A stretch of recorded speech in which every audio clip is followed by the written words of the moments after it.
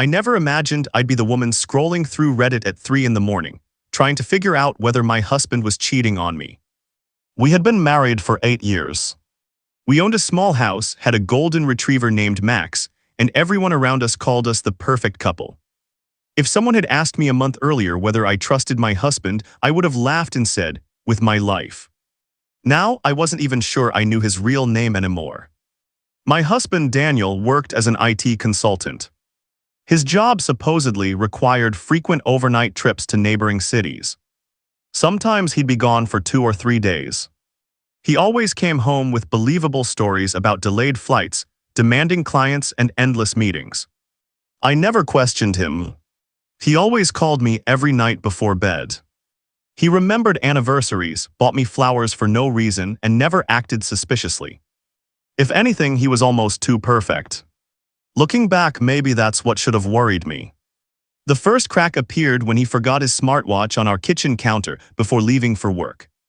I wasn't trying to invade his privacy. The watch kept buzzing with notifications while I was making coffee. Eventually, curiosity got the better of me. One message flashed across the screen. "Can't wait to see you tonight, Red." There was no contact name. Just a number. My stomach instantly dropped. When Daniel came home that evening, I casually mentioned that he'd forgotten his watch. He froze for barely half a second before smiling. "Oh, that's from a client. She uses way too many emojis." I wanted to believe him. So I did. But something inside me had already changed. Over the next week, I noticed little things I'd ignored for years. He had 2 wallets. One always stayed in his office bag. The other remained in his pocket. When I asked why, he joked that one was his travel wallet. It sounded reasonable, until I realized I'd never actually seen him use it. Then came the second strange discovery. One Saturday morning, Daniel left early, saying he had an emergency server outage at work. About an hour later, his sister called. She wanted to know why Daniel hadn't shown up to their parents' birthday brunch. "What brunch?" I asked. There was silence. "You mean he didn't tell you?" Apparently, Daniel had told his entire family he couldn't attend because we were spending the weekend together at a mountain resort. Neither story was true. That evening, he came home carrying takeout and acting completely normal. I asked how work went. He launched into a 20-minute story about network failures and stress. Eventually, I attached it underneath his car before one of his business trips. The next morning, I opened the tracking app. His destination wasn't the hotel he'd mentioned. It wasn't even in the same city. Instead, he drove to a quiet suburban neighborhood about 40 miles away. He parked outside a small blue house. Then, he stayed there for 8 hours. I told myself there had to be an explanation. Maybe it was an air bump. Maybe it belonged to a coworker. Maybe. I couldn't finish the sentence. The next weekend, I drove there myself. I parked across the street. After 20 minutes, the front door opened. A little girl, maybe 6 years old, ran outside laughing. She threw herself into Daniel's arms. He picked her up effortlessly. She wrapped both arms around his neck. "Daddy." The word echoed in my head. Then another child appeared. A boy around 9. He hugged Daniel too. Finally, a woman stepped outside carrying grocery bags. She kissed my husband. Not a quick peck. A comfortable, familiar kiss that only comes from years together. I couldn't breathe. I watched them walk inside like they were a normal family. Because they were. Just not the family I thought he had. I drove home in complete silence. I don't even remember the trip. I just remember sitting in my driveway for nearly an hour, staring at my steering wheel. That night, Daniel came home smiling. He handed me chocolates from the airport. "I missed you."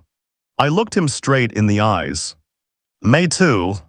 It was the biggest lie I'd ever told. Over the next 2 weeks, I became an investigator in my own marriage.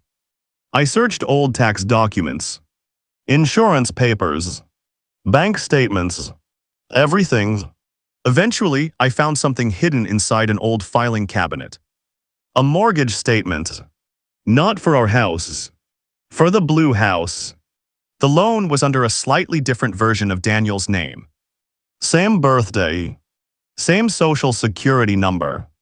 Different middle initial. My hands shook as I read it. He hadn't just been having an affair. He owned another home. Then I requested a copy of his credit report using information we shared for taxes. That's when everything finally made sense. 2 utility bills. 2 vehicle registrations. 2 separate life insurance policies. It was like discovering an entirely different person had been living beside me for nearly a decade. I hired a private investigator because I needed proof before confronting him. 3 days later, the investigator called. "I've seen unusual cases," he said carefully. "But nothing like this." He handed me a folder filled with photographs. Daniel coaching his son's soccer team. Daniel helping his daughter ride a bicycle. Daniel mowing the lawns. Daniel celebrating birthdays. Christmas. Halloweens. School events. The timestamp stretched back almost 3 years. 3 years. He hadn't built another relationship. He'd built another life. The investigator then dropped one final bombshell. The woman at that house. He paused. She believes she's legally married to him too. I felt the blood drain from my face. 2 wives. 2 homes. 2 completely separate families. And somehow, neither of us had known the other existed. I sat in my car outside the investigator's office, gripping the folder so tightly that the edges bent in my hands. I kept staring at one photo.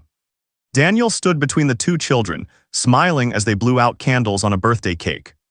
It wasn't a fake smile or the forced grin someone gives for social media. It was genuine. Happy.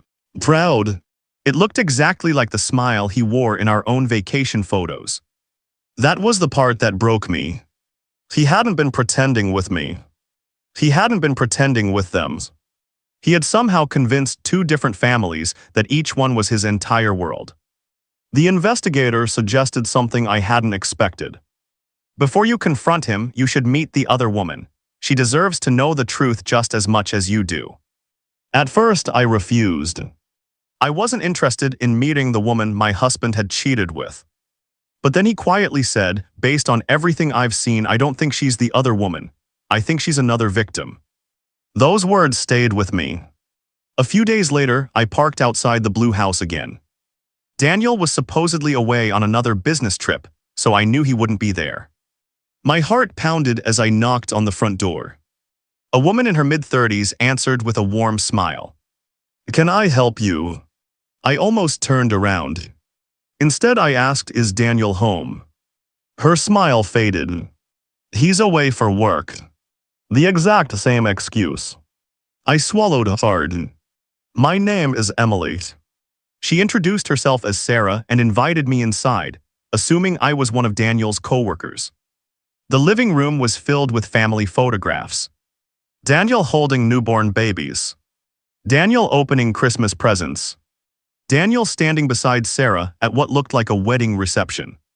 Every picture felt like someone twisting a knife deeper into my chest. Finally, I took a deep breath. "I need to tell you something." She looked concerned. "What is it?" I reached into my bag and placed my wedding photo on the coffee table. Sarah stared at it. Then she laughed nervously. "This has to be some kind of joke." "It's not." She picked up the frame, examining it more closely. The date beneath our picture was 7 years after the date on her own wedding photo hanging across the room. She looked back and forth between them several times. Then her face turned completely white. "No," she whispered. "No, this can't be real." I showed her my marriage certificate. Our joint tax returns. Our mortgage papers. The investigator's photographs. She disappeared into another room without saying a word. A minute later, I heard her crying. Not quiet tears.